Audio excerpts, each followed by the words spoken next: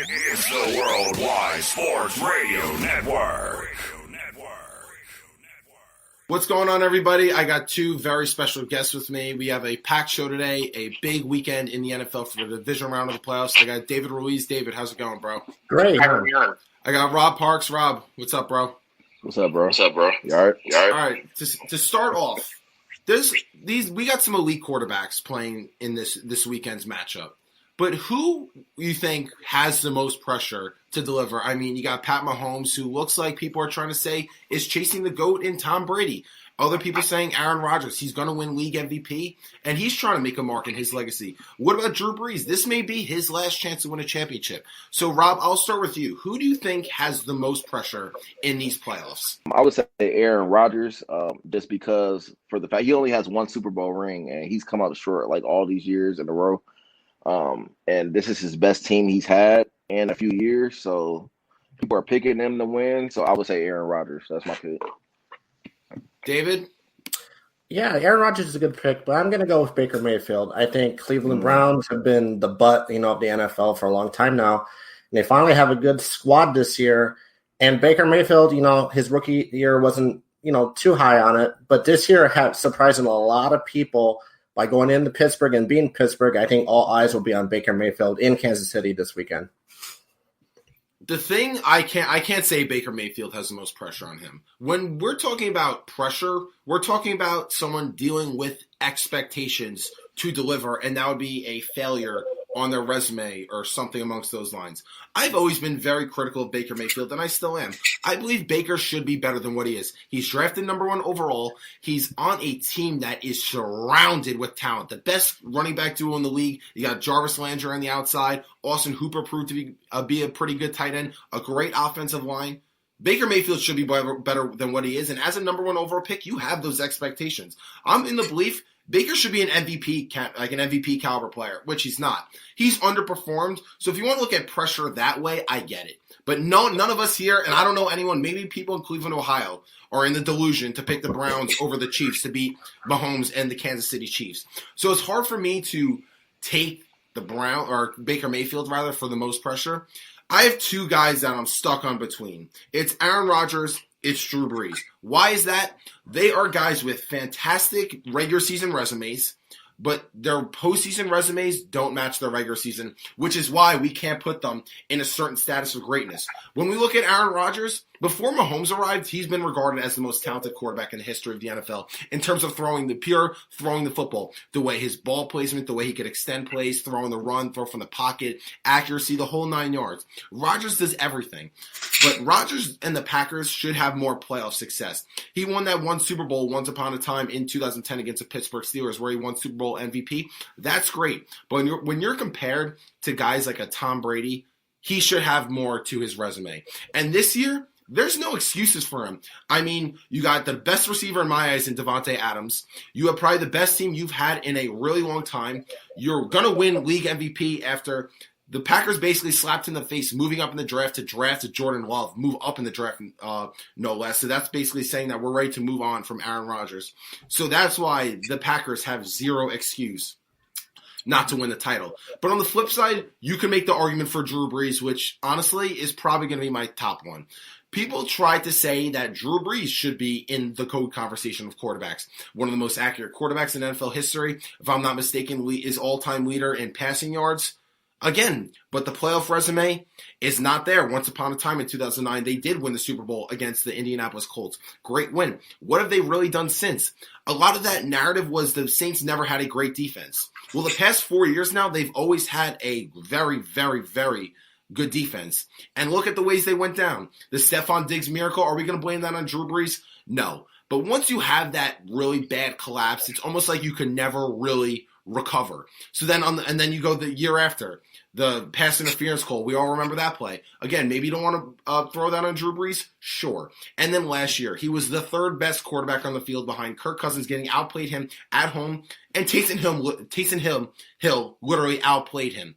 So with that being said, this may be Drew Brees' last hurrah with the Saints. And a guy of that caliber, I believe he needs to get it done. So I believe Drew Brees next to Aaron Rodgers has the most pressure on him. What are your thoughts on that? Drew Brees has been in this league for a number of years now. And as you've said, yeah, his playoff success, it's not a great one. They were upset last year by the Minnesota Vikings. They lost the championship game to the Los Angeles Rams 2 years ago. It's all the accolades and success that Drew Brees and New Orleans and Sean Payton has had over the years. It's just not resulted in the Super Bowl. If they're going to get it done this year, it's a possibility, but they'll have to beat Tom Brady 3 times in a row to get there.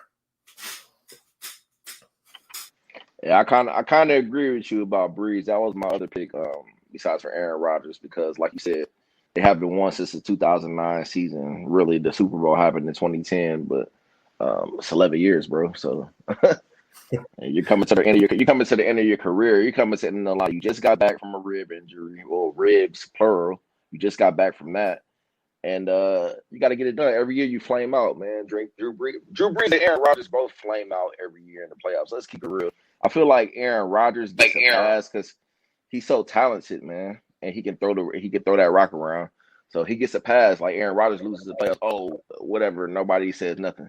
Well, a few things with that. I want to stay on this topic a little bit longer in terms of we understand that Breeze and Rodgers probably have the most pressure on them, but a guy like Pat Mahomes, their expectation is to win the title. They have the best. He's the best quarterback in the game by a wide margin. If you're going to ask me, yes, I believe he's much better than Aaron Rodgers because we know what he does in playoff time. You have that dynamic duo on the offensive side of the ball with Travis Kelce and Tyreek Hill. You got a very good running game right now. It seems like there's no excuses.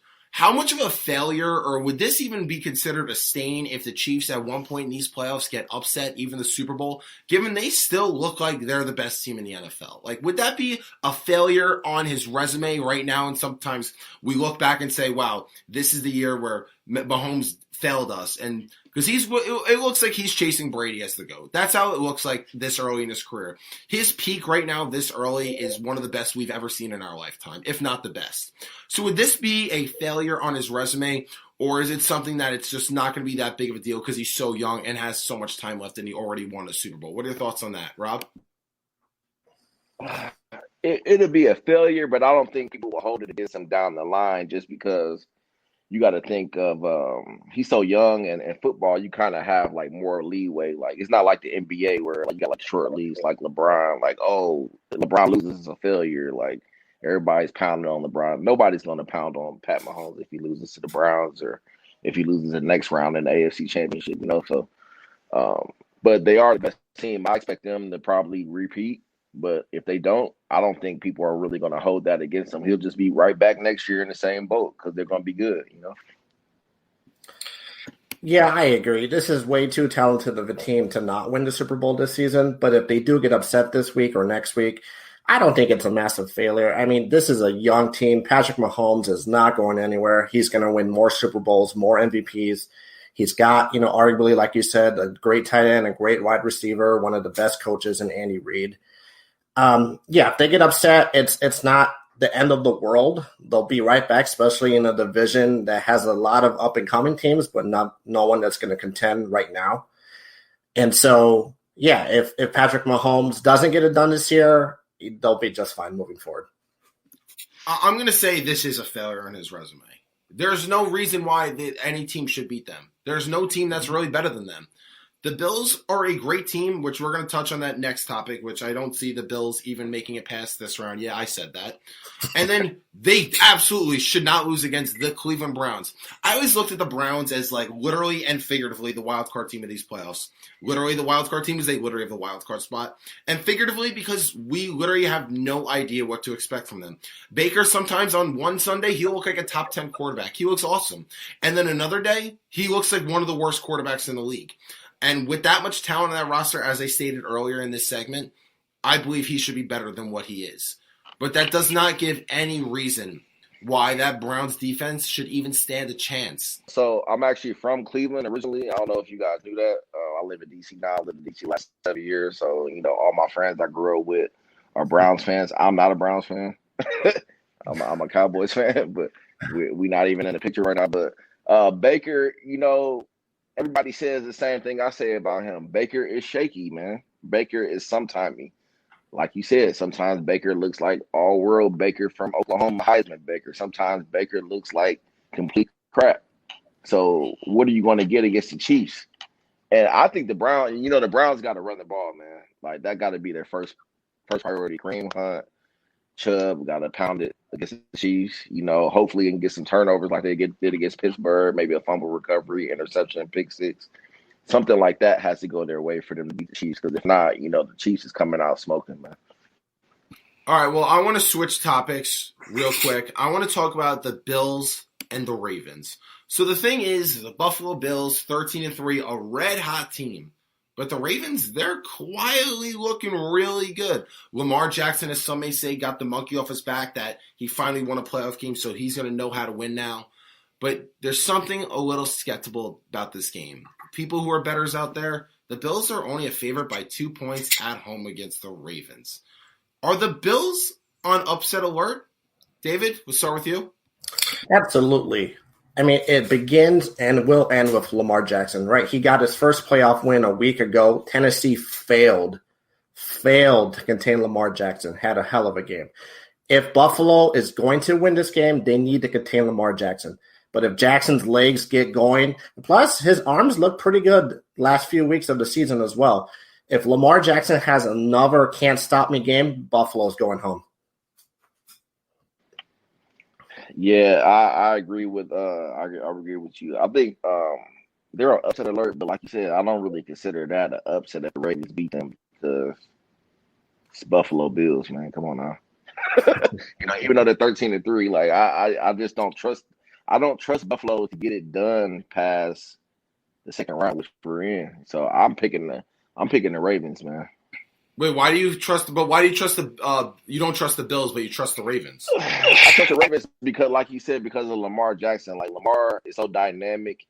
He can get it done with his arm. Of course, he can get it done with his legs. And, I don't know if they're going to be able to stop him. Like, how are the Ravens going to stop Josh Allen, who's looked like an MVP candidate? Yeah, Josh is a killer, too. Yeah, you got a good point. So, I mean, I think that's going to be a good game. It's 2 points right now as far as betting goes. So, we'll see. I'm picking the Ravens, but, it could be a toss-up, If Baltimore is going to upset Buffalo, they did do a hell of a job in containing Derrick Henry, who's been borderline unstoppable this year.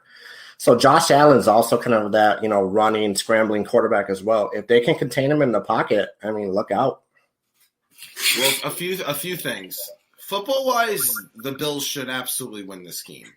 There's one reason why I'm picking the Ravens, which doesn't have a whole lot of context, but it's always proven true. Vegas knows things we don't know. When you look at a line and something is skeptical about it and something just looks off, there's a reason for that. That's how Vegas makes their money. You see the public will be heavy Bills, and then they get slammed, and that's where they make their bread. That's, I think, is going to happen this weekend because we saw it last week with the Ravens and the Titans. I came on this platform exactly a week ago today, and I picked the Ravens to beat the Titans because it didn't make sense why they were 3.5-point favorites on the road against the Titans. You look at that matchup, and football-wise, it made no sense why they were the favorite. Derrick Henry, in my eyes, should win league MVP. 17 touchdowns, over 2,000 yards, the 8th player in NFL history to rush for over 2,000 yards. I believe he should have won MVP, if you're going to ask me, with that kind of season he had. I believe that him running the football made Ryan Tannehill have that great of a season that he did. I always said Ryan Tannehill is not a great quarterback. He's mediocre at best. And people try to look at his numbers and try to tell me otherwise. I say no. He is a product of Derrick Henry. And then you look at Lamar Jackson on the flip side, who's had 2 playoff woes his first 2 years in the league. When they were at home, 1 league MVP, 13-3, projected to go to the Super Bowl, 10-point favorites.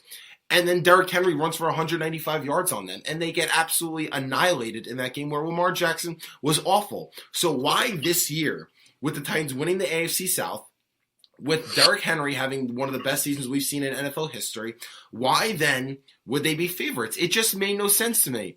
And I just thought, Vegas knows things we don't know. The Ravens were 3.5-point favorites, and you see heavy picks on the Tennessee Titans. And what happens? Lamar ran all over them. I don't remember ever seeing Derrick Henry being literally stopped, not even contained. He got stopped. 18 rushes for 40 yards. I can't remember. If someone told me at the straight face that Derrick Henry would have 40 yards in a game, I'd be like, you're out of your mind. And what do you know? He was stopped for 40 yards, and the Ravens win the game and cover that spread, which didn't make football sense to me. But now looking at this week, I see the same thing. I believe the Bills won 9 of their last 10 games, and their one loss came on the DeAndre Hopkins Megatron 2.0 Hail Mary miracle. That was their one loss since they lost to the Kansas City Chiefs, like week 4, whenever that game was this season. So when I look at this matchup, it doesn't make sense, again, football-wise. Why the Ravens, who Lamar still hasn't proven that he could really throw you back into games and win football games with his arm, why now am I supposed to expect that they're going to beat the Bills? And the spread is only 2? I just see public heavy will be on the Bills, and Vegas is going to cash out. Like, football-wise, I don't understand it, but I'm going to ask you guys, why do you think that spread is so close like that? Like, shouldn't the Bills be a heavier favorite? Yeah, absolutely. Buffalo has looked really good at home. I believe they only have one home loss this season. Yeah, and Josh Allen has played at an MVP-like level. The addition of Stephon Diggs has been humongous. They have a really good defense. They're coached. The thing is, they're a young team. They're inexperienced. You look back at last year's playoff loss against Houston in a game they probably should have won. Their inexperience caught up to them. This year, they're a much more better team. They look like veterans. But you know, it's hard to stop Lamar Jackson. It really is. That's what it's going to come down to. I think this game could be the most explosive of the weekend. It could be a heavy shootout, or it could be a 10-3 type of game. Like, it's going to be that type of a game. Yeah, I was going to say the exact same thing. Buffalo's young. Like I said, they lost in the first round of Houston last year. They flamed out. They should have won that game. I just don't think Vegas really trusts them. And Lamar Jackson, you know, he's coming off an MVP season last year. We all know what he can do. He can really get it done. So, I mean, if he gets to running against them, it could get ugly, man. I don't really trust the Buffalo Bills, but I do like Stephon Diggs, man. So if he gets off, then you know they can win. The Josh Allen and the Stephon Diggs connection has to be going, man. The Bills just have so much firepower. It's hard to really look at this, though. Like, Josh Allen's had an MVP caliber season, which Lamar did not do anything close to what he did. He didn't. At one point, it looked like the Ravens weren't even going to make the playoffs, for crying out loud. And now look, they're one game away from the AFC Championship, which, according to Vegas odds, looks like it's going to happen. Which I'm gonna predict for. That's the only reason why I think that. That's number one. Number two, like Rob addressed, that Josh Allen to Stephon Diggs, in my estimation, is the second best quarterback to wide receiver duo behind Rodgers and Adams, if you're going to ask me. Stephon Diggs leads the league in yards, leads the league in receptions. That was the best move in the offseason, no doubt about it. Them acquiring Stephon Diggs, I think, made Josh Allen who he is right now. Josh Allen wasn't very good in his first year in the league. I believe he threw more interceptions than touchdowns. His sophomore year looked like he was progressing better, but wow, did he make a jump this year. I thought in the beginning of the season, Allen's progression, I thought it was a fluke. I'm not going to lie. I always called him overrated. I called the Bills overrated. I just thought there's no way he's making this big of a jump. I said, like, yeah, he has his little honeymoon, his 3 to 4 game stretch where he gets really hot, but he's going to come back down to earth. And for a few weeks he did. He looked like he came back down to earth. But the way they finished that season, he's no joke. He is the real deal. Out of college, out of Wyoming, a small school, it looked like he had a high ceiling because of his big arm, his big presence, which is very important for the quarterback position. But I also thought he had the lowest floor. I thought he had the best opportunity out of the top, quote-unquote, 4 quarterbacks between Baker, Darnold, Baker, Darnold, Allen, and Rosen. I always thought Josh Allen would have been the worst out of those 4. That didn't age very well, but that was my prediction out of the 2018 draft. But with that combination, the way they could run the ball, and the way their defenses has played at times, it looks like they're clearly the better team. But I guess if we're going to look at that, and wait, I forget one thing.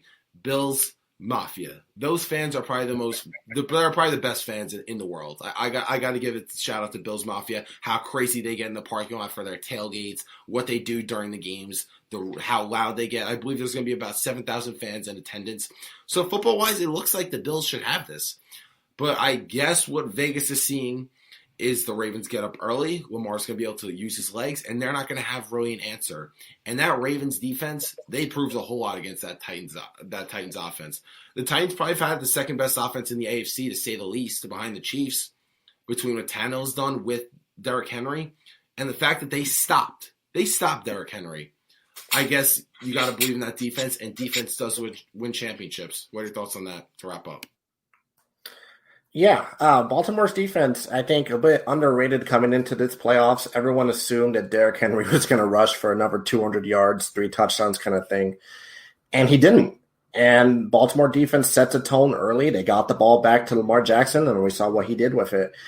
You know, like I said earlier, if the Baltimore Ravens are going to upset Buffalo this weekend, they've got to contain Allen, and they've got to contain all their big playmakers. Not an easy task by any means.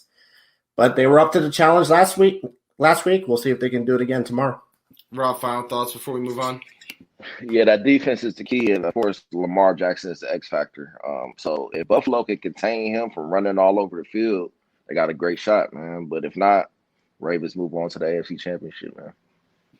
All right, so let's switch gears a little bit. Let's go to the NFC. We got the Tampa Bay Buccaneers versus the New Orleans Saints. Tom Brady, Drew Brees. Both quarterbacks looking like towards the end of their career. Brady, 43 touchdowns at age 43, throwing for 5,000 yards. He still looks like he's got it. Does he have another Super Bowl run in him? History says him and Belichick, when they were in New England, they never made a Super Bowl unless they had a first-round bye. This is a new expectation for Brady, but he's got a chip on his shoulder. The narrative about that he's a system quarterback, he needs Belichick. He's got to win 3 road playoff games in a row to get to the Super Bowl, get to his 10th Super Bowl. Drew Brees, on the other hand, he's got a lot to prove. He's got to prove why he belongs on the Mount Rushmore of quarterbacks, belong in that GOAT conversation with the Tom Brady's, the Peyton Mannings, the Aaron Rodgers of the world. He has a lot to prove, and this may be his last year in New Orleans. If they don't get this done, they may be looking to move on from him. So who do you got in this matchup, the Bucs or the Saints? David, we'll start with you. I'm going to go upset. I'm going to go Tampa Bay. It's hard to beat Tom Brady 3 times in a row. It's even harder to beat Tom Brady in the playoffs. Now, I don't want to throw Chicago under the bus, but they weren't really a challenge for this New Orleans teams that we saw last week on Nickelodeon, which was a fantastic broadcast. That Chicago team didn't pose any real danger to New Orleans, and we saw New Orleans pulled away late, and that game was over. This Tampa Bay team, on the other hand, Tom Brady has looked fantastic at 43. You know, there's talks that maybe will they be the first team to host a Super Bowl team? If they get by New Orleans, it's a strong possibility. Brady to Evans and Godwin and Rojo, the offenses look great. Their defense it's getting better. They're going to have a tough task in stopping Alvin Kamara, who basically, I mean, that last time they played the Saints, they got torched by them. You know, Tampa Bay has a lot to lose in this game, but they have a lot to gain as well, setting the tone by going into New Orleans and upsetting the Saints and ending possibly Brees' career. I agree, man. I got Tampa, man. Tampa just has too many weapons, man. And Antonio Brown is the X factor. He's coming on now. He wasn't even a factor when he first came to the Buccaneers. Now he's getting more touches, he's getting more acclimated with Brady. They have that connection. They're boys. Mike Evans is a killer. Godwin has great hands. Rojo's going to be back next week. So I got Tampa, man. Plus you got to remember it's in the Superdome. It's inside. So that gives Tom Brady an advantage, I believe. I don't trust the Saints. I got the Buccaneers. I'm going upset here as well. I am absolutely taking the Buccaneers. I do not see Brady going out losing 3 games to the same team in one season. Once upon a time, Sanchez beat him twice in a year, which is very unprecedented. That was a fluke. Don't throw shade at my team. That was my one glory time rooting for that sorry franchise. But besides the point, the Bucs looked awful both times they played New Orleans. Week 1, it's like, it's Brady's first game back.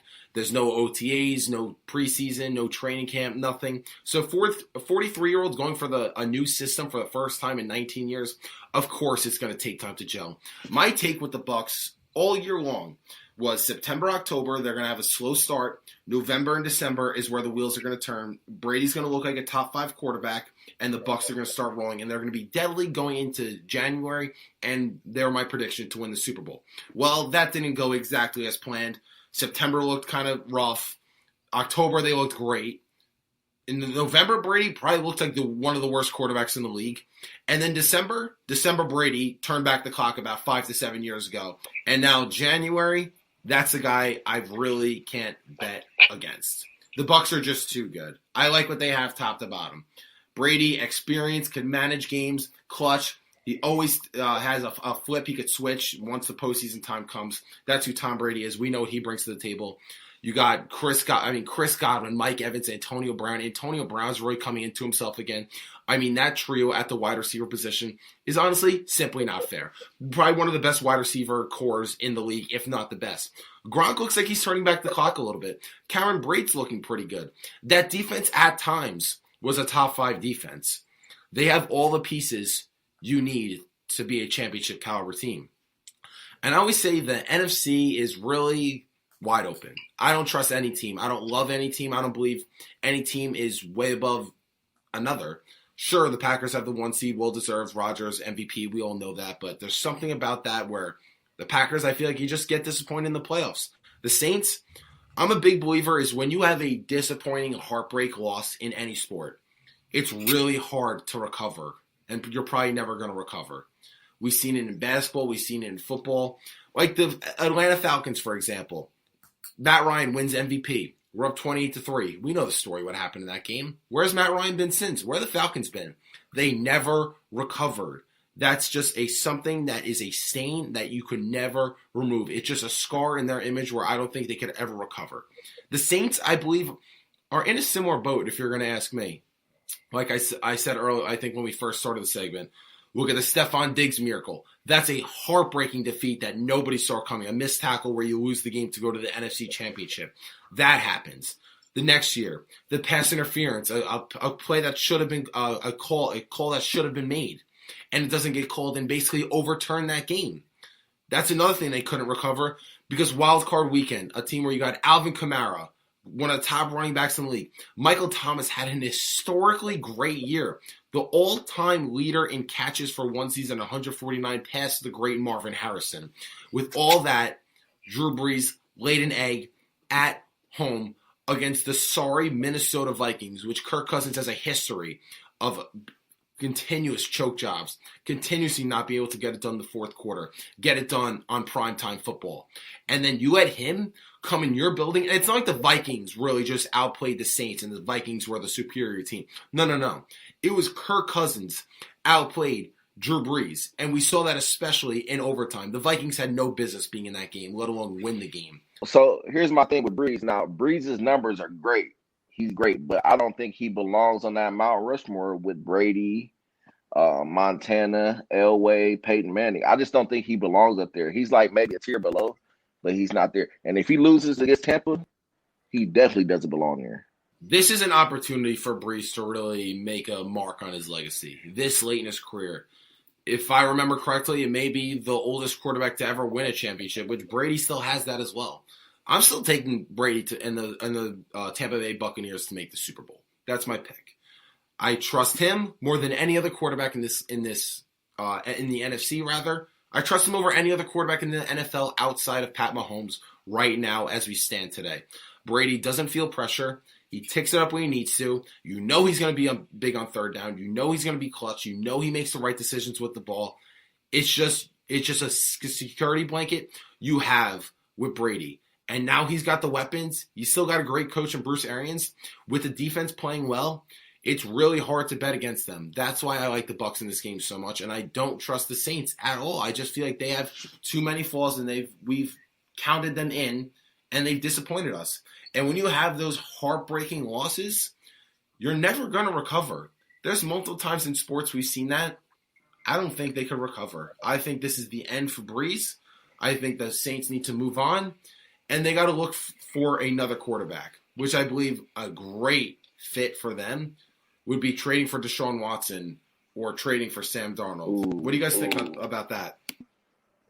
Well, we'll start with Deshaun Watson. I truly believe his time with the Texans it's going to come to an end sooner rather than later. You know, there's going to be a lot of quarterback-needy teams that could use the services of Watson. Chicago is one of them. New Orleans is another. Who knows how that plays out. But one thing that scares me about the Saints is if you look back at that Chicago game last week, I mean, that was a tight game for about 3 quarters. I mean, you know, credit to New Orleans defense for keeping a pretty sub-level Chicago offense at bay. But, watching that game, I wasn't really convinced that New Orleans was going to start pulling away here anytime soon. So if Tampa Bay, if they can control the ball on both sides here, this could be a real scary game because even if it's in New Orleans and they have the home field advantage, you never know in the playoffs. Anything can happen. We've seen it before, and we'll see it again before the 2020 playoffs come to an end. I didn't even think about Deshaun to New Orleans. I was thinking maybe Deshaun maybe to LA, to the Rams, maybe back home to Atlanta with the Falcons if they get rid of Matt Ryan. I don't know, but if he did go to the Saints, that'd be crazy, man. You got to put them up at the favorites next year if he goes there, man. I think Drew Brees has the weight of the universe on his shoulders because I simply believe that they're moving on from Brees if this doesn't work out. How many times are you going to keep trying to get over that hump? What if you want to look at all the games that he's missing with that rib injury? How healthy is he right now? The Chicago Bears, I do not believe would belong on the same field as the New Orleans Saints. No way. Mitch Trubisky's terrible. I don't know how else to say it straight up. They traded up, yes, Bears fans who's ever watching, I'll remind you again, traded up to pass on not only Deshaun Watson, you passed on Patrick Mahomes to take a UNC quarterback who's been a total bust. The Saints should beat the brakes off a team like the Chicago Bears. And then people are worried about the Bucs the way they only beat a backup quarterback against Washington. So are both these teams really struggling right now? Is it just that we don't trust any team in the NFC? But the Bucs had an ugly win, and the Saints didn't have a great win as well. What are your thoughts on that? Or should both teams be overly concerned, or a division rival? But you got to look at how the Bucs have been playing. They are starting to click all the way in all cylinders. I don't care who they were playing. Of course, the Bears suck. Like the Bears, that's a practice round. That's a scrimmage. They give them the first round, basically. But the Buccaneers, they're just Tom Brady, man. Like you said, I just trust Tom Brady to get it done. This guy's been here before. He's won 6 rings. Nobody's ever won 6 rings. This guy knows what to do. I know he's 43, but he's looking great at 43. He's the best 43-year-old I've ever seen. So I trust the Bucs. I just don't think the Saints are going to beat the Bucs, man. I just don't see it. Yeah, let's give credit where credit's due. Washington had a pretty good defense. Yeah, Tom Brady kind of excelled against that defense, but that was a tough defense he played last week on the road. And he's going to play another tough defense against the New Orleans Saints. But, yeah, both teams have kind of gone off to slow starts. I think this one will come down to whoever sets the tone earlier, which, if you ask me, I think it'll be Tampa Bay. Their passing attack has been really playing at a high level the past few weeks. We'll see what Rojo looks like, but even if he can't go, Leonard Fournette looked pretty great last week. So, if Tampa Bay gets off and going early and the Saints have to play catch-up, then, I think it's Tampa Bay that's moving on. So it seems you both believe that the Tampa Bay Buccaneers will move on to the NFC Championship. With that being said, again, Brady's 43 years old. Does he have one last Super Bowl run in him? Will he get to his 10th? Will he win his 7th? What are your thoughts on that? Do you feel confident to pick them right now? I don't. I still think we have one more game to cover, and I still think that the Green Bay Packers are the team to beat, especially going into Lambeau Field where Aaron Rodgers plays nearly flawless football. I'll say some of that for later. But, again, give credit where credit is due. Bruce Arians came into this Tampa Bay team, kind of whipped them into shape from Jameis Winston to Tom Brady. They've looked great the past few weeks. To end the season, they look great. They look pretty good against Washington. It was a little scary. Washington had a chance to tie that game at the end of that one. But, it comes back to, like we said, the trust factor is with Brady. He's either going to win you the game or he's going to lose you the game. It's going to come down to his arm. I think they'll get past New Orleans, but I think they'll fall just short of being the first team to host a Super Bowl game. I got them hosting the Super Bowl because, as you guys know, football, NFL is all about timing and momentum. And I just think Tampa Bay has all the momentum. And they got something to look forward to. Playing a Super Bowl in your home stadium, that's crazy. So if anybody can get the job done, I trust Tom. And I'm not just saying that because I'm a big Tom Brady fan. Like, I've seen this guy, we've all seen this coming back 28-3 on the Falcons. Countless. I just got Tampa Bay. I just feel that in my gut. I'm taking Tampa to win. I mean, get out of the NFC and host the Super Bowl for the first time in NFL history. It's something about the Packers that's hard for me to trust and believe in right now. Time and time again, we think that the Packers are going to the Super Bowl. It's happened multiple years since they made it. Winning MVP in 2011, they get upset by the Giants super unexpectedly. Then it happens it wasn't an upset, but people were picking the Packers last year against the 49ers. I feel like there's just too many times that we thought that the Packers were going to be that team, and they simply disappointed us. Defensively, sure, they looked good. Davante Adams, man, like, that is a tough guy for any team to match up against. But with that being said, it's really tough to bet against this Buccaneers team when they're firing at all cylinders. You got the greatest quarterback of all time who still looks like he's got plenty left in him. I mean, just think about it. 5,000 yards, 43 touchdowns at age 43. His contract expires after next year, and I think he's got another few years left in him. He really doesn't look like he's slowing down. As long as an offensive line can protect him, he still looks like he could get a few more years left. And really, he's defeated Father Time. It looks like that's going to come more, for sure. So with that being said, I am taking the Bucs. Another upset, and the Bucs will go on to the NFC Championship, and I'm picking them to reach the Super Bowl. But with that being said, I want to switch topics real quick. We're going to go to the Packers versus the Rams. What are your thoughts on that? Are the Packers on upset alert, or do the Rams got this? No, absolutely not. Green Bay, like you said, Devontae Adams and Aaron Rodgers have that special connection. You know, they've torched almost every team they've played this year. Yeah, the Rams do have the number one defense, and Jalen Ramsey is going to be a tough test for Adams. But Adams he's beaten every defender he's lined up against this season. If I'm a betting man, I bet on the Packers to win this game.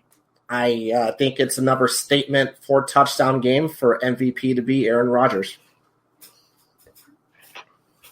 I mean, come on, man. The Rams are beating the Packers, man.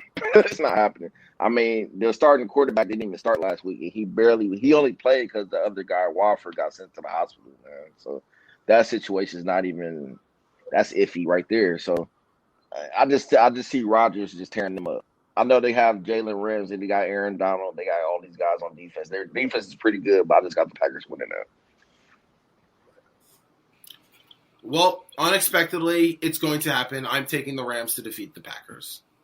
We see this movie too often. We see this movie too often with the Packers, where we think this is the year Rodgers is going to make his mark as the all-time great, surpass Tom Brady. They're going to get it done. It's not this year, and it's ending this weekend. A few things. Defense wins championships. Offense wins games. Jalen Ramsey has been... he is the best cornerback in the NFL, and I don't believe he's actually getting the respect he deserves. I feel like ever since Jacksonville made that AFC Championship game, people really looked at him that high, but once he demanded that trade, people started to look down on him. They didn't give him the same energy as he did when he was in Jacksonville. He is still a bad dude, the best cornerback in the game. And you ever notice DK Metcalf, again, top 3 wide receiver if you ask me. Jalen Ramsey locked him up. Why can't he do that against Devontae Adams? Sure, Devontae Adams, if you want to say, is better than DK Metcalf. I'm not going to have that much of an argument with him. The back shoulder fade is just virtually unguardable. You can always look to double Devontae, but that defense is legit. Aaron Donald, he's officially playing. Him putting pressure on Rodgers, and then you have Jalen Ramsey shadowing Devontae Adams. That is a great way to contain that Packers offense. I believe that having a bye week is bittersweet. Of course, you advance the next round without playing the wild card weekend. You could get healthier. But also, some teams need to keep playing to keep that momentum going. Once you have that long break, it feels like you lost. It feels like the Packers haven't played in forever because they just missed 1 week. It feels like a long time. So that bye week is a little bit bittersweet if you're going to ask me. I believe defense is going to set the tone. They're going to contain the Packers. And the Packers have had a history of having defensive fiascos in the playoffs. Eli Manning's done it to them. The 49ers ran all over them last year. Yeah, last year. Look what Cam Akers did last week against the Seahawks, especially in that second quarter. Sure, Wilson had a brutal interception, like 6 inches across the line of scrimmage. But I like the Rams in this game. I think Cam Akers is going to set the tone. Jared Goff will get the start. As long as he takes care of the football, could put up some points, and the defense does their job, that's why I see this upset happening. I feel like another thing, people are big believers that when you're on the cover of Madden, it's cursed. I'm kind of with that with the MVP as well. When you win MVP in this league, something always happens where you come up short or you don't win the championship. That's what the Green Bay Packers this year. The matchup-wise, again, I like what the Rams got. I wanted to pick the Rams at one point during the regular season to be the favorite in the NFC. And then they wet the bed against the Jets. And then it's like, all right, wow, I don't know what to expect now. Then I said this is all wide open. But with a big win last week, with their backup quarterback getting hurt and Jared Goff coming in and getting the job done and what their defense did, Rams in an upset. Thoughts on that? Yeah, if the Rams are going to do the upset, it's going to be more or less the same game plan they had against Seattle. Run the ball, have Aaron Donald, wreak havoc in the backfield, and Jalen Ramsey is going to shut down Devontae Adams. However, I don't see it. I think you trust, if you want to go back to that trust factor, you trust Aaron Rodgers at home, who hasn't lost a playoff game at Lambeau Field in over 4 seasons now. And if the cold weather does take effect, Aaron Rodgers is 10-0 in his last cold weather games where it's below freezing. So you take a West Coast team that's coming to play, it's a long flight coming to play, and forecast doesn't seem like it'll be too treacherous, but let's just say a cold weather game. Jared Goff has been Jekyll or Hyde this season. He's looked great, good, to pretty brutal, awful. So, we'll see what he looks like when they play the Packers. But this is a Green Bay team that has one hell of an offensive line that should do a pretty good job on Aaron Donald, who's already coming injured into this game. Aaron Jones is slated to have potentially a big game. Devontae Adams. Even if you cover Adams, you still have a pretty good tight end in Robert Tonyan. MBS could go off. I mean, I think there's too many factors for Green Bay to choke this game away. Not to discredit Los Angeles by any means, but Los Angeles is going to have nearly more perfect than they had last week against Seattle if they're going to complete the upset tomorrow. Yeah, I'm sticking with my Packers pick, but like you said, that Devontae Adams Jalen Ramsey matchup is must-see TV. I'm really looking forward to that. I don't think Devontae Adams is going to get off on him like that. Jalen Ramsey is fast, he's big, he's physical. Like you said, he shut down DK Metcalf last week fairly easily. So I don't see him just going off. I think somebody else is going to have to beat the Rams for them to get it done. That's going to wrap up this topic. One more game we have to cover. It looks like we know who's going to win. The Chiefs and the Browns. The Chiefs, we addressed that they look like they got the best quarterback in the game. They got the best offense in the league. But the Cleveland Browns, hey, they had a monster win against Pittsburgh. Some people thought that was unexpected. I picked the Browns. I just need to give myself my flowers. But do the Chiefs are the Chiefs on upset alert, or can we look at them and look ahead and say they're a lock to repeat as Super Bowl champions? Rob, we'll start with you. What do you think about that? Upset alert. I'm picking the Browns, man. And I'm not even a Browns fan. I'm from Cleveland. They showed me something last week, man. That defense looked great. That offense looked great. But like I said, the key to the Browns beating the Chiefs is they got to get turnovers and they got to get points off those turnovers, whether that's a fumble recovery taken into the end zone, whether that's some kind of pick six against Mahomes. Something has to happen to go their way for that to happen. If they just play straight up, they're not beating the Chiefs. You already know that. Chiefs is putting up points quick. Well, hold on. How can we say about the turnovers or whatever when Mahomes doesn't make mistakes? Sure, you can make the argument that he didn't look up to par the last few games, but overall, the kid does not make mistakes. I believe he had 6 interceptions, which is the second least in the NFL behind Rodgers. So, I mean, you can't go into a game and bank on turnovers. Like, winning the turnover battle against the Chiefs is close to impossible. It's very unlikely. With Baker, who has a history of turnovers, bad decisions with the football, bad pocket awareness, gets stripped a lot. So how are you going to try to make an argument that we're going to bank on getting turnovers or win the turnover battle or something amongst those lines? The Browns look good, man. Just don't sleep on them, man. Don't sleep on them. You saw what happened last week. Everybody slept on them last week. What happened? Pittsburgh started off 11-0, and where they're at now, sitting on the couch like I'm doing right now. Hold on, the Steelers do not compare to the Chiefs. We knew the Steelers were pretenders. I posted in Week 11. I said this Pittsburgh Steelers team doesn't have that same feel as the Brady Patriots did when they had long stretches of being undefeated. When the Manning Colts had long stretches of being undefeated. We felt that around the league where it's Indianapolis and then it's everybody else. Like, this is the team to beat. The Patriots, we know that they've always been the team to beat when they've had long stretches of undefeated. The Steelers, when you looked at their schedule, it's like you had a cupcake schedule. You had ugly wins. I always refer to Ben Roethlisberger as he's as mobile as the Tin Man in the pocket. Their running game is in the toilet bowl. They have injuries in the linebacking core. Their corners have not looked great. So you knew them struggling entering the postseason, that something just wasn't right. That's not the Kansas City Chiefs. The best quarterback in the game, Andy Reid in my eyes, maybe the best coach in the NFL. The duo of Kelsey and Tyreek Hill, their running game, I don't think the Browns could compete with that. No way, no how. David, I want to get your thoughts, though. Yeah, sure. If you're going to use the momentum argument for Green Bay, then you have to use the momentum argument for Kansas City as well. They didn't look good to end the season, and they had the other bye week as well. So you will have to question how they get off to this game against the Browns. I will say that Cleveland does have the formula. If there's one big key upset that they do have, and that's going to be controlling the ground game, right? They have the 1-2 punch of Chubb and Hunt to keep Mahomes off the sides, off the ball.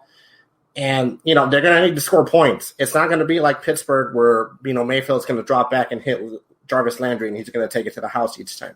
They're going to need to match points with Kansas City, but I like Kansas City too much. They're too well coached of a team. Even if Mahomes, 50% Mahomes power is still an MVP type performance. As long as he gets it going, you trust Hill, you trust Kelsey. We'll see what we get out of, CH, Le'Veon Bell. I mean, there's too much star power on this team to not pick Kansas City. Right. I'm absolutely going to take the Kansas City Chiefs in this game. I always tell people there's one way the Chiefs can be defeated, but the problem with that is they do this really well. The way to beat them is beat them in a shootout, which I don't believe there's anyone who could really go toe-to-toe with Patrick Mahomes if you're going to go for a shootout. Baker Mayfield is not that duo. Is not that dude. Sure, the running back duo could set the tone because the Chiefs have an awful run defense. That is the Browns' only path to victory, is set the tone early with Nick Chubb and Kareem Hunt.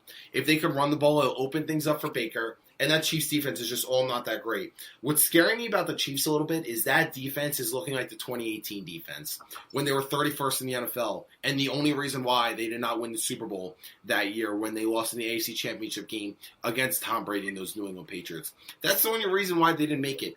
I'm getting a little worried it's that same defense right now, especially running the ball against the Cleveland Browns. I'm not betting against Mahomes like I won't bet against Brady. Those two guys I still can't bet against. But the thing is, the Browns want to do this. It's got to be a shootout. It's got to start with Nick Chubb and Kareem Hunt.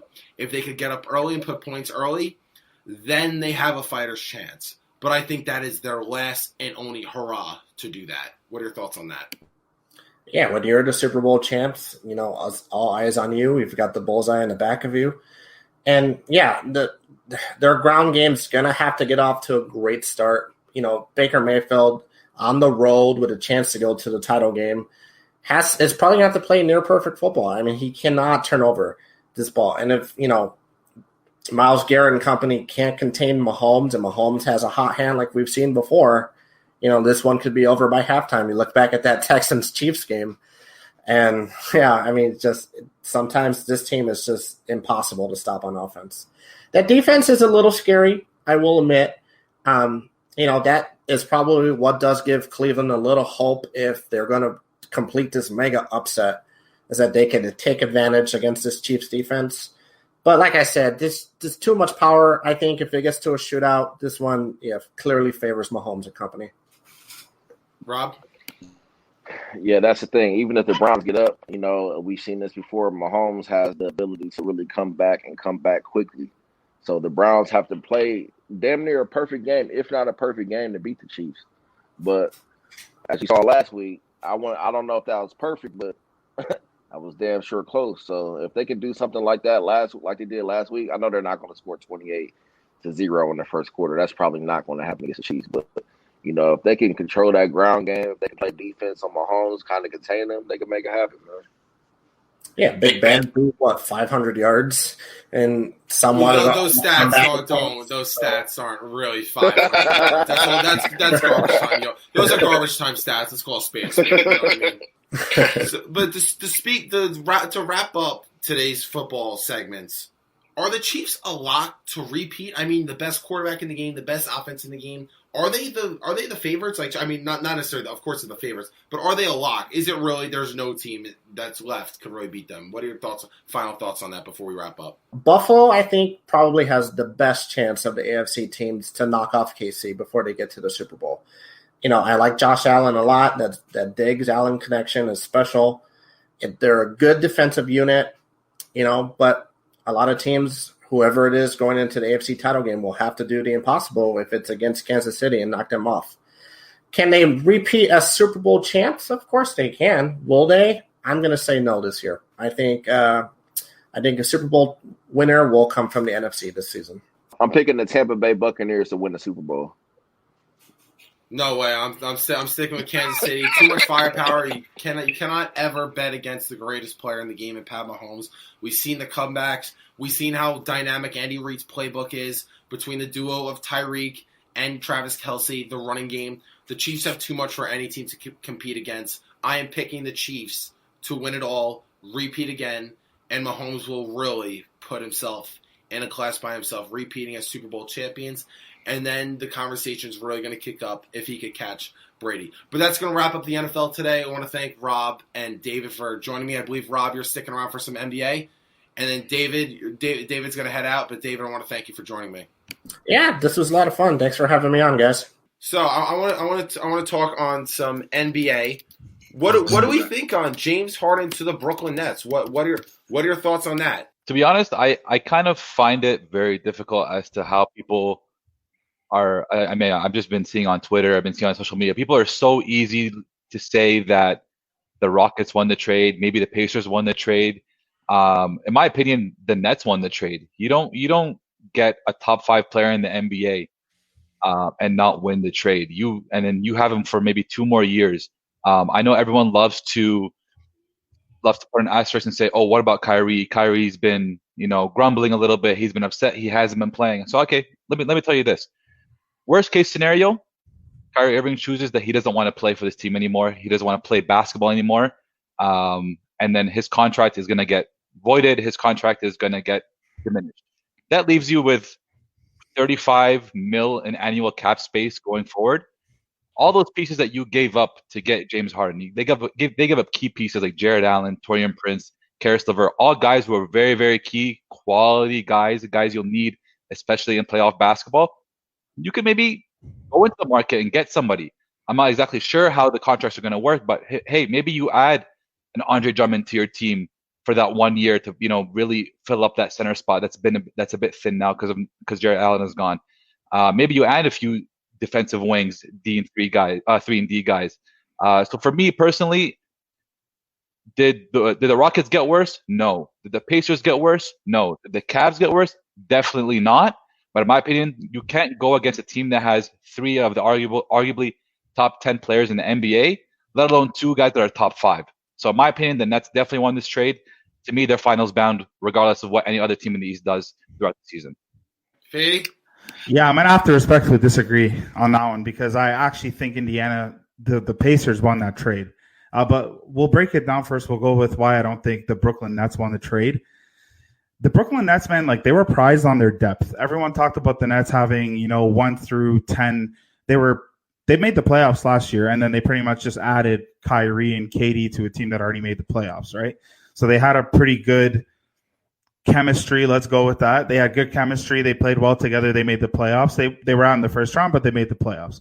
So you add KD and Kyrie to the mix, and then you have guys like Dinwiddie, Jared Allen, Karis LeVert, you name it, right? And then All those guys are now gone. Spencer Dinwiddie's out the season on injury. Then you give away Karis LeVert, who's your only real bench production guy, but consistent production guy off the bench.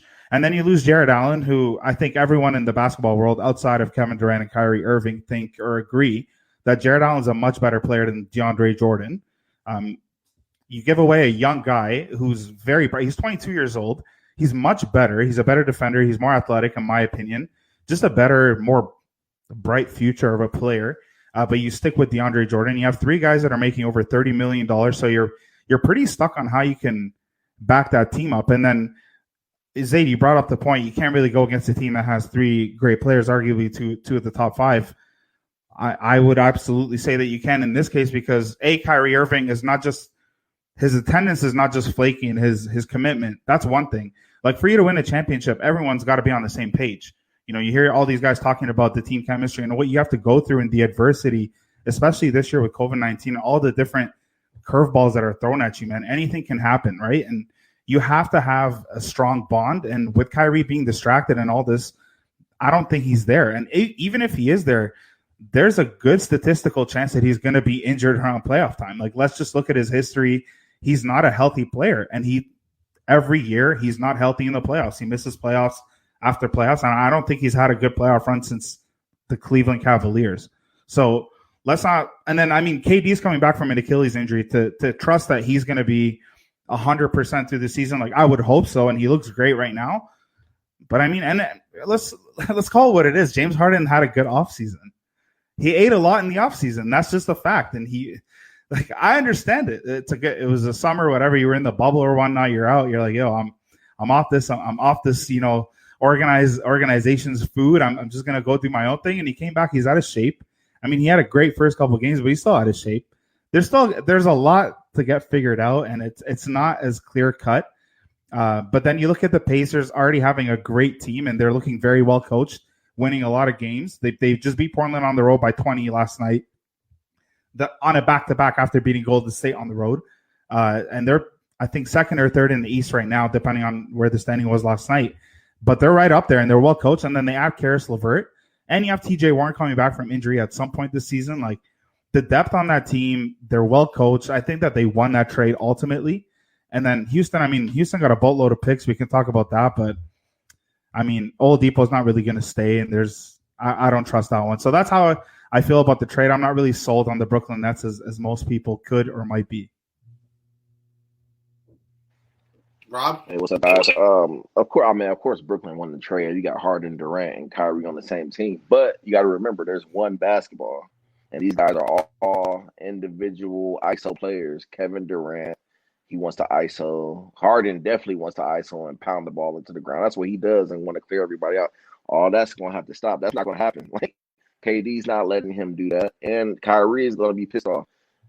I'm from Cleveland. I covered the Cavs, so I saw Kyrie with LeBron for 3 years, and I saw Kyrie before that. So Kyrie always has some kind of issue popping up, or his father is talking shit, or something's always going on with Kyrie, man. It's never just smooth and go out there and just do your damn job. Like, there's always something with Kyrie. So Kyrie and James, even though these guys been around each other since they were younger and USA basketball and all that, but playing on the same NBA team is a different beast. I don't see the Nets making it out the East, man. Hold on. I got to eat now. Few things. I love this trade for basketball reasons. I think we are on pace to have one of the greatest finals matchups in our lifetime.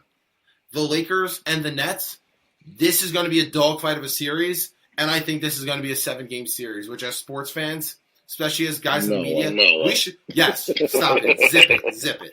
That's absolutely what I see right here. Before the season started, I had a take. The Nets would start 8-7. I'm on cue right now as we speak. Did it go exactly how I thought? No, but it looks like they're going to be at 8-7. A slow start. I said everyone in the world will panic except me, and I'll be right at the end. And I said once the playoffs come, they will coast through the Eastern Conference playoffs in 15 games or less. And I still stand by that right now. A few things. I think their slow start is going to prolong a little bit more because you have now the 3 best ISO scorers in the league. I think we could all agree on the 3 best ISO scorers are Harden, Durant, Irving, all of them. What they can do with the ball in their hands going one-on-one, they are virtually all unguardable. I think it's just going to be a chemistry experiment, which will be the biggest thing with this. Sure, it may make time to gel and figure this out. I think a guy like Harden is going to have to take his points per game down that he had in Houston, about 10 points per game less. I think he's got to average between the 26, 27 range instead of that 34, 36, which we've seen the past 2 years. I think his shot quality needs to increase, but his shot quantity needs to decrease. His shot quality needs to increase. His shot quantity needs to decrease. That's what I think Harden's role. I think he's going to have to play more of that point guard role, have the ball in his hands, playmake for his other guys, because out of the 3, he's definitely the best playmaker. Kyrie's just going to have to be used as a weapon. Sure, everyone's making a big deal that he's been missing in action. No idea why. In the words of Aaron Rodgers, my favorite quote, it's my new favorite quote now. Once upon a time, he said, RELAX. Relax. It's going to be okay. We've seen too many championship caliber teams start this slow. And everyone in the media and all the fans on social media will react. I am old enough and I've been following this league long enough to overreact to teams with slow starts. We've seen the big 3 Miami Heatles do it when they got together. We've seen the Cavs when LeBron first got back there. And then we saw when Kyrie left LeBron. I remember in the month of January, LeBron had the lowest box score plus minus in his entire career. The Cavs did not play any defense. They hated each other. People said on national television the Cavs should have traded LeBron right there, which is just one of the most outlandish things. And people were questioning if they would even make the playoffs. They ended up going to the finals. The Nets have so much talent. Sure, this is not 2K where you could just stack up your best teams and it's just going to work because you have great players on your team. I understand that it's about chemistry. It's about gelling. It's knowing how to learn to play together. Sure, that's going to be a big factor, figuring it out towards the postseason. But you got to look at this as when you have that much talent, talent is just going to override other teams in the sport of basketball. When you're just superior to other teams, you are going to beat them. I've been saying all year long, and sure, I forget who talked about the depth, which I totally agree, which is why I was so high on the Nets. Dinwiddie, a true point guard, he averaged 20 and 6 last year. Caris LeVert gave you 18 points a game last year. Jarrett Allen, great rim protector. Sure, totally agree with that. With Harden, Irving, and Durant all on one team, they will figure it out eventually. Just talent overrides other talent, period, point blank. This is the sport of basketball we're talking about.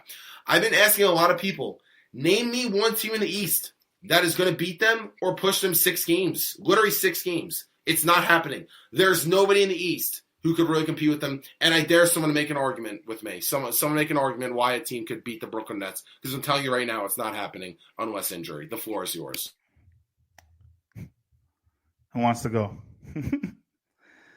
This guy said that they won't even get pushed 6 games, he said. The Brooklyn Nets will get pushed 6 games. That's assuming Kyrie's around come that time in the first place. That's a huge assumption on its own. But after the 3, can we discuss Brooklyn after their top 3? Can we talk about the team? DeAndre Jordan, Jeff Green? Joe Harris?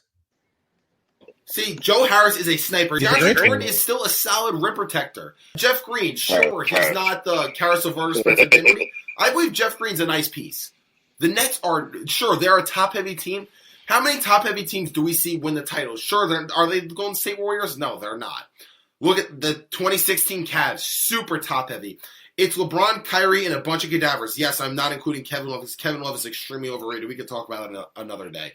Cadavers? 100%. We've seen the Miami Heatles with LeBron, Wade, and Bosh. They weren't a deep team. Sure, they had some sharpshooters who, with LeBron, Wade, and Bosh, were able to create them good looks. So you got to look at it like this. As far as basketball goes, NBA goes, it's all about team chemistry. The reason why the Warriors won when Durant went there is because he bought into what they were already doing. Steph and Clay are snipers. Then they have everybody else helping out. Draymond Green is playing point forward, basically. The Nets have 3 players that play the same way. So you're just automatically saying that they're going to go to the finals and go 7 with the Lakers? They will not go 7 with the Lakers. Wrong. They don't play all the same way. Durant has proven he could play off the ball. He can move without the ball. Sure, he could ISO score better than almost anybody in the league. One of the best pure scorers in NBA history. Sure, Exactly. I would not compare all their games the same. Sure, there's some similarities in it because they're such great ISO scorers. Kyrie, the best ball handler we've ever seen in our lifetime. Sure, he's a great ISO scorer. Shoot from 3-point range. Pull up on the dime from mid-range. Finish under the rim better than anybody. He's not a great playmaker either. He's pretty much just a scorer. Kyrie's going to have to take a backseat a little bit, and so is Harden. I believe this is still Durant's team. He's got to be the best player. He should be the leading scorer, taking the most shots.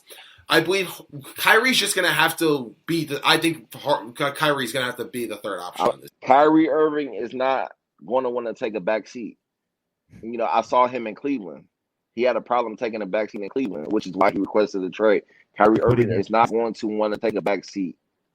Why is he with Durant then? Why, if he didn't want to take a back seat, then why is he with Durant? Because he sees himself as Durant's equal. He sees himself as these guys' equal. He is not taking a back seat. So they're just going to have to figure it out. And I don't know if they're going to be able to figure it out. So do you think Kyrie plays? As long as he tests negative, he's coming back. Yeah, he's So if coming he's back. coming back, you have messed around with his bag. They messed around with his bag, right? When they find him the money, then he's like, I got to come back now. But yeah, that like Rob made a great point, man. You got to buy in. And at the end of the day, he left Cleveland because he didn't want to be second to LeBron. He left. It didn't work out in Boston because he couldn't fathom the fact that his young buck from Duke is his equal. If not, the guy that you should at least start going more to. And Jaylen Brown was an afterthought for Kyrie. You know what I mean? And guys like Marcus Smart, they're not going to take crap from a guy like Kyrie. So that didn't work out. So he goes to Brooklyn, and like Rob said, he thinks he's his equal. He went on live. He said, in my past life, I was you. KD's like, what are you talking about? In what life were you me? Absolutely not. And then what happens? Kyrie disappears for 6 games. Then he comes back. Oh, and then there's reports. I was going to ask you. The reports that are coming out that are saying Kyrie was unhappy with the way that they went about hiring the head coach. He wasn't on board with Steve Nash, and he was not on board with them bringing in Harden.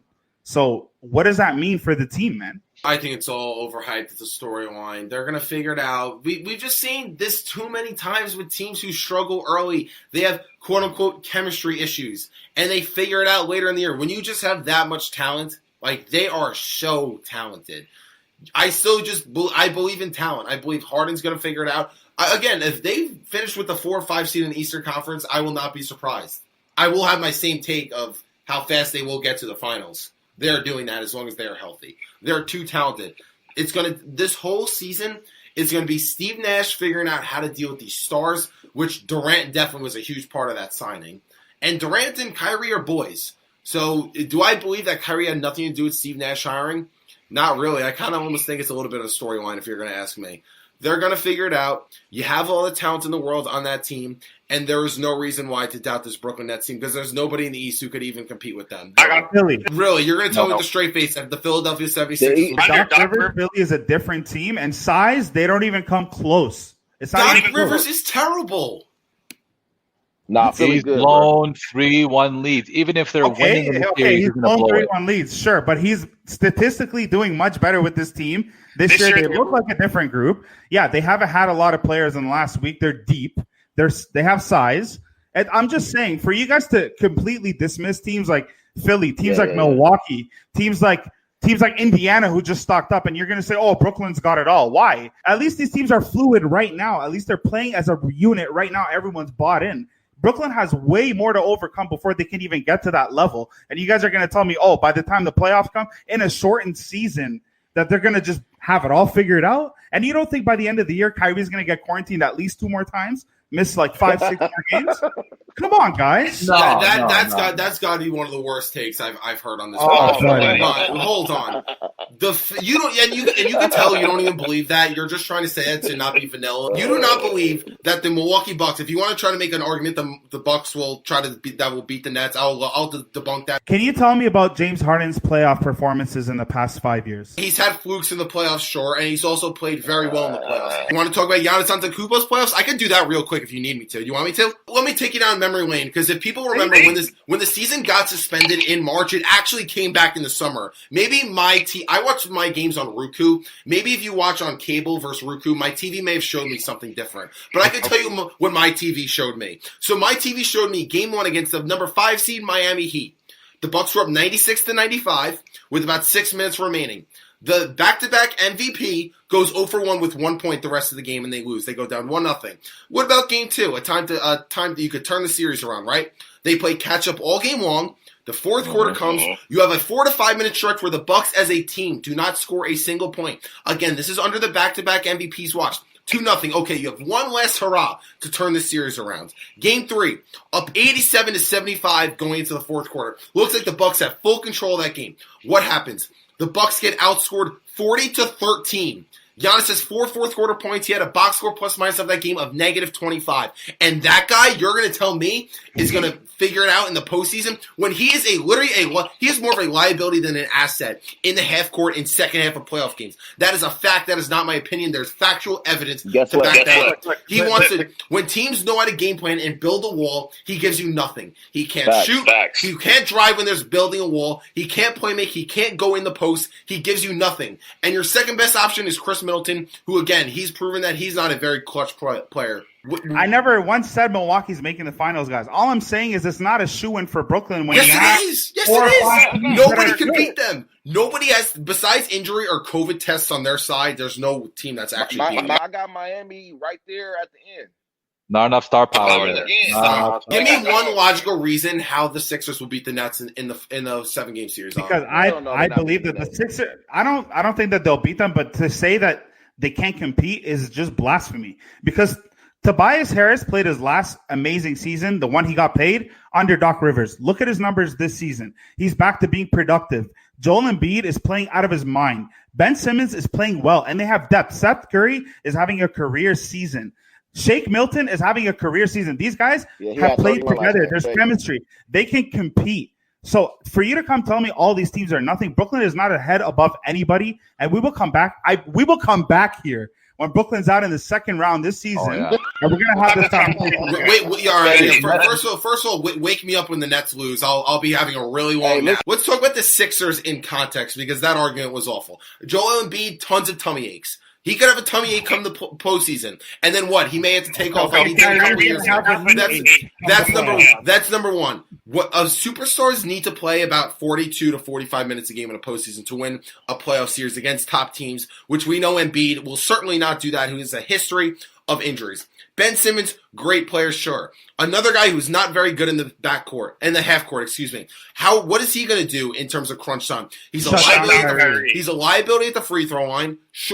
Hold on. First of all, those superstars can't be guarded. Could he contain them throughout a game? Maybe. In the fourth quarter, the superstars are going to get theirs. Kyrie's going to get his. Durant is going to get his. Unguardable. Harden, again, they're going to get theirs.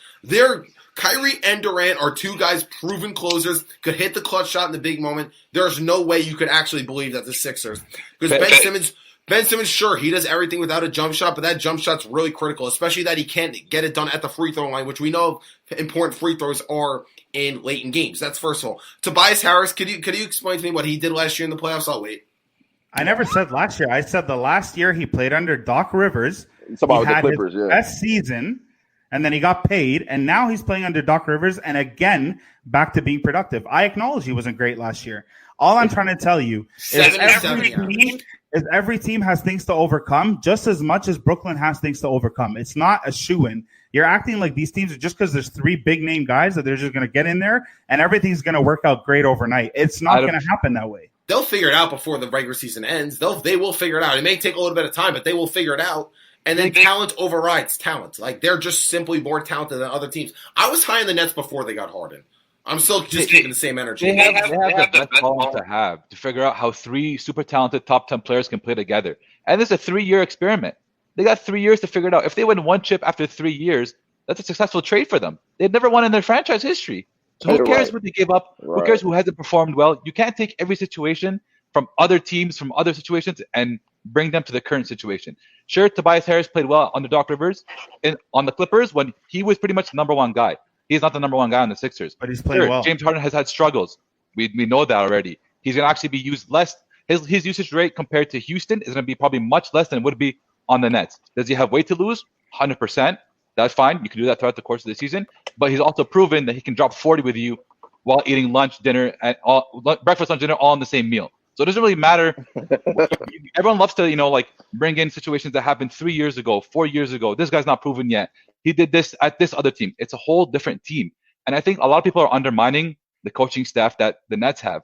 They've got Jacques Vaughn still on that assistant coaching staff who took that team with no superstars to the playoffs. You've got Mike D'Antoni reuniting with James Harden, who he helped turn into an MVP. So you've got a bunch of pieces in the coaching staff that also are going to be so critical to this team's success. For you guys to say, for us to say it's a clear-cut Nets to the finals, yeah, maybe a little bit unfair, sure. But there's no other team in the East that can compete with them. None of the teams in the trade that happened are championship caliber teams. So they're all out. Miami, great team, greatly coached, great chemistry, great organization, not enough superstar power. In the playoffs, it comes down to superstars. Who is going to perform? Who is going to come out? Who is going to take that shot? Who is going to give you buckets? It's 3 superstars on one team, and we've seen in history that usually ends up working out at some point. Maybe not the first year, maybe not the second year, but this is a 3-year project. They win one chip, successful trade. We can't say who won this trade until we see how this actually plays. Like, no one won this trade right now. I don't believe you could just. I don't believe you can make a trade and say this team won, this team didn't. You got to see how it plays out. If the Nets win one title, they won the trade. If they don't, they didn't win. It's literally just that cut and dry, that black and white. It depends. Throughout Harden's tenure with the Nets, if they win one, that's all that matters. New York hasn't had a championship since the bubonic plague pandemic or whatever the hell that was. They have had nothing basketball-wise since Dr. J in 1400 BC, whatever the hell he played. So with that being said, they need one championship for New York. That's a way Durant can make his legacy, and so is James Harden. Getting over the hump, Durant winning a chip without the Warriors, and Harden getting his first title. But we're running out of time. If you ever want to give one last thought. Yeah, I actually do have one last thought because Rob brought up a great point there, but nobody heard him. He said, what about the bench? At the end of so let's think about last year's champions, right? Who do we think of when we win last year's champions outside of AD and LeBron? We think of Rondo, right?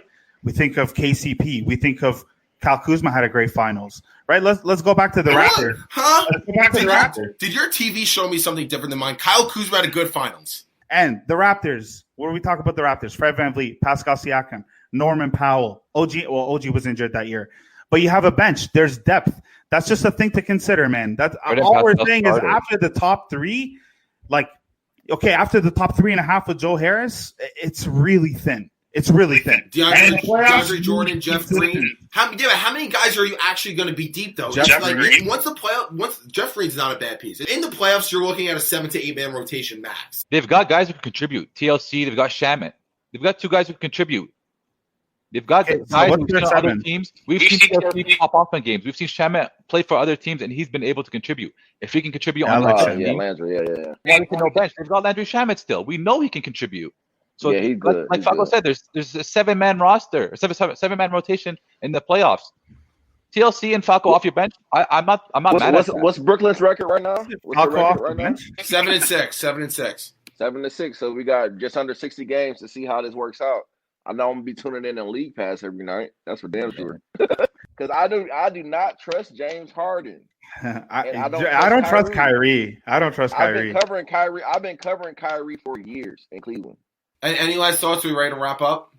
Yeah, no doubt, man. You can catch me on parksportsrecreation.com. That's my website. And then I cover NBA for 48minutes.com.